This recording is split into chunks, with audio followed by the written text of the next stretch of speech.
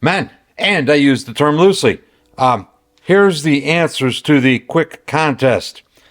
This is a Fairbanks Morse magnet with the shaft cut off and the end machined off so I could see how the magnetic poles were laid out on it. This is a Fairbanks Morse coil. I put it on the milling machine and cut it up a little bit. I wanted to see how the coils were wound. And this is a magnetic core memory module out of a 60s era computer.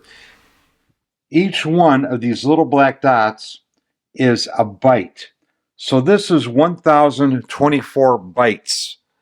Compare that to your 1 billion byte 1 gig USB thumb drive.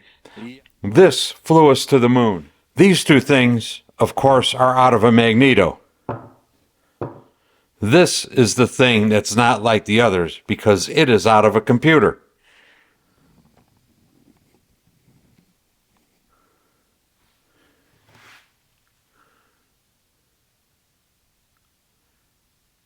Right there, that little black thing is a ferrite ring with wires and current passing through it.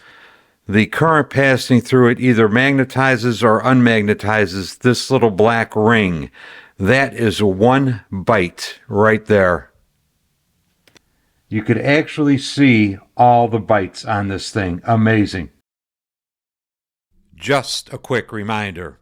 You can help support and grow this channel, first of all and most importantly, by hitting that subscribe button.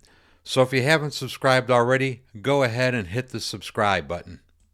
If you'd like to do a little more, join me on Patreon. Links down below. So go ahead and join me on Patreon if you feel so inclined. And finally, coffee cups, stickers, and gas tank covers are available. This is a new design coffee cup.